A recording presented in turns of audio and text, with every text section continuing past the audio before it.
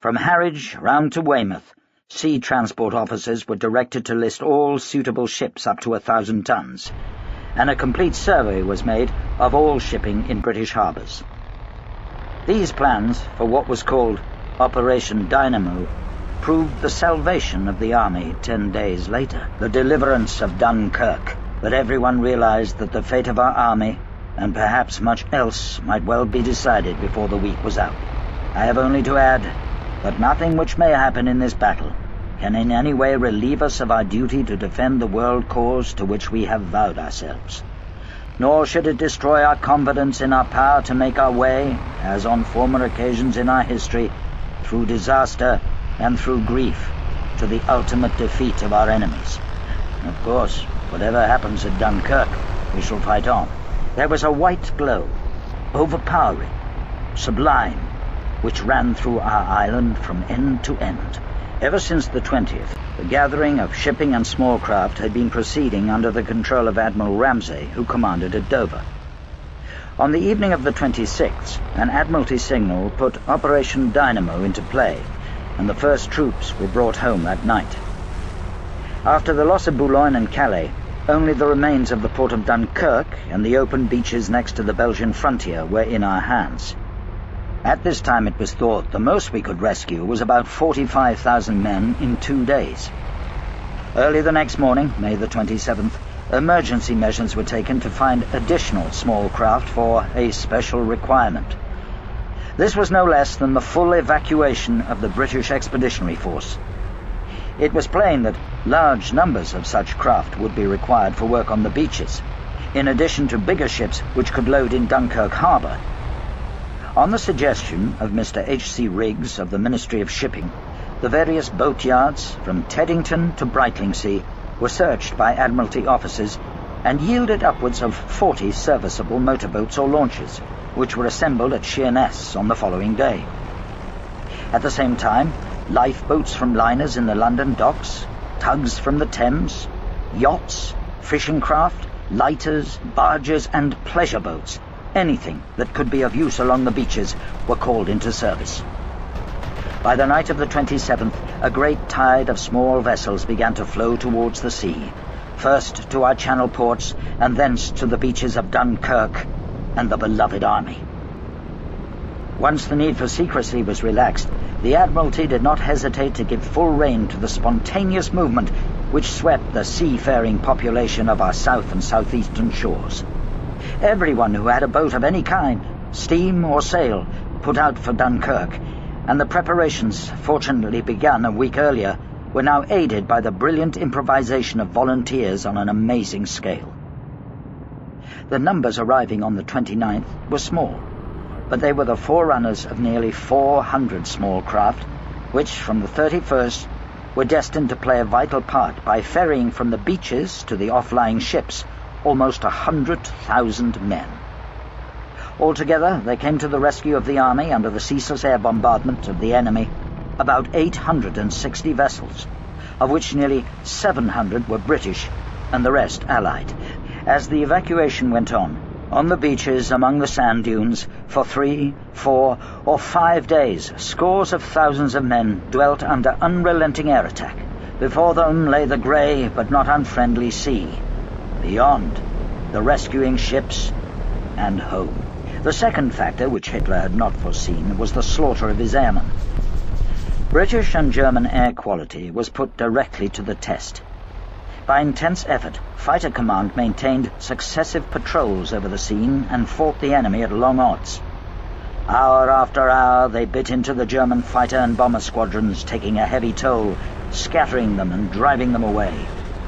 Day after day this went on, till the glorious victory of the Royal Air Force was gained.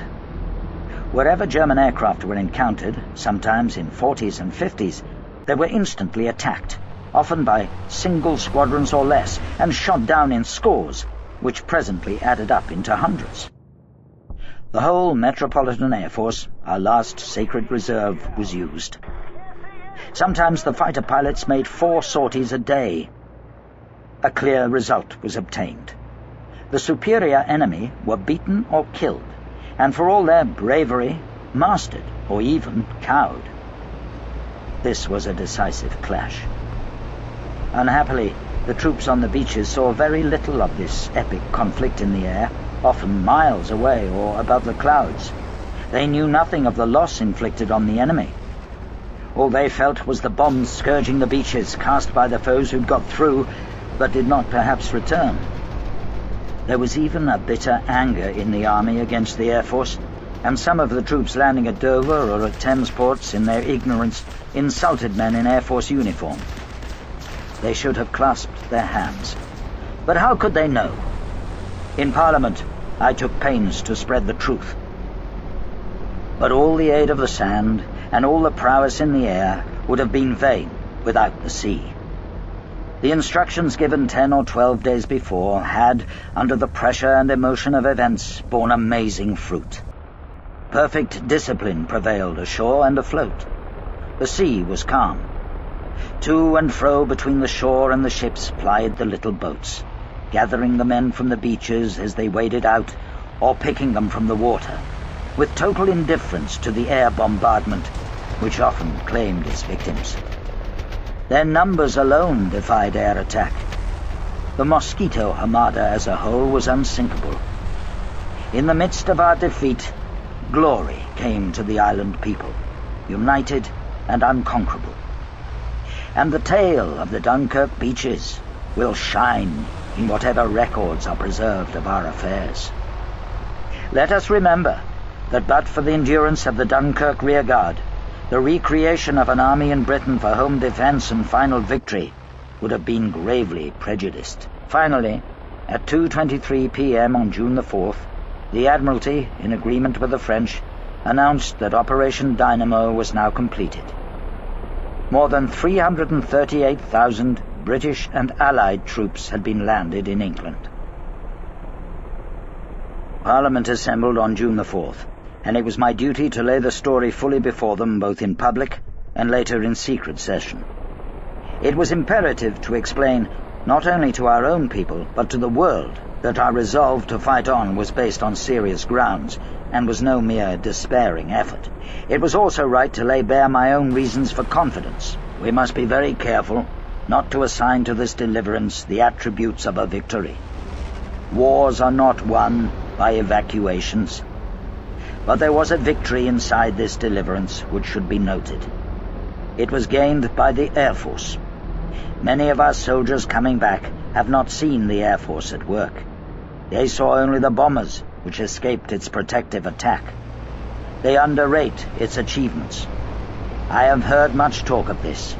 That is why I go out of my way to say this. I will tell you about it. This was a great trial of strength between the British and German air forces. Can you conceive a greater objective for the Germans in the air than to make evacuation from these beaches impossible, and to sink all these ships which were displayed, almost to the extent of thousands? Could there have been an objective of greater military importance and significance for the whole purpose of the war than this? They tried hard, and they were beaten back. They were frustrated in their task. We got the army away, and they have paid fourfold for any losses which they have inflicted. All of our types and all of our pilots have been vindicated as superior to what they have at present to face.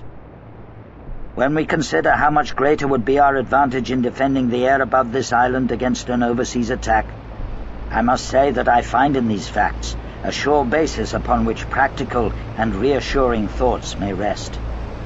I will pay my tribute to these young airmen. The great French army was very largely, for the time being, cast back and disturbed by the onrush of a few thousands of armored vehicles. May it not also be that the course of civilization itself will be defended by the skill and devotion of a few thousand airmen? We are told that Herr Hitler has a plan for invading the British Isles. This has often been thought of before. When Napoleon lay at Boulogne for a year with his flat-bottomed boats and his grand army, he was told by someone, "There are bitter weeds in England."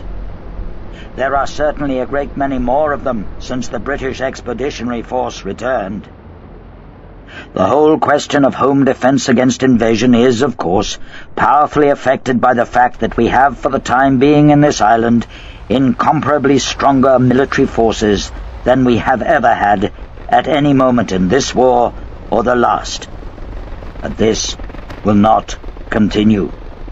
We shall not be content with a defensive war. We have our duty to our ally. We have to reconstitute and build up the British Expeditionary Force once again under its gallant Commander-in-Chief, Lord Gort. All this is in train. But in the interval, we must put our defences in this island into such a high state of organisation that the fewest possible numbers will be required to give effective security, and that the largest possible potential of offensive effort may be realised. On this we are now engaged, even though large tracts of Europe and many old and famous states have fallen or may fall into the grip of the Gestapo and all the odious apparatus of Nazi rule. We shall not flag or fail. The Nazis entered this war under the rather childish delusion that they were going to bomb everybody else and nobody was going to bomb them. At Rotterdam, London, Warsaw, and 100 other places, they put that rather naive theory into operation. They sowed the wind, and now they are going to reap the whirlwind.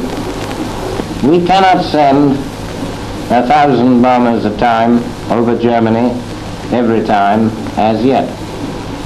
But the time will come when we can do so. There are a lot of people who say that bombing can never win a war. Well, my answer to that is that it has never been tried yet, and we shall see. Germany, clinging more and more desperately to her widespread conquests and even seeking foolishly for more, will make a most interesting initial experiment. Japan will provide the confirmation. And now the message, comparable to Nelson's famous signal, goes out to all concerned. Press home your attack. If you individually succeed, you will have delivered the most devastating blow against the very vitals of the enemy. Let him have it right on the chin.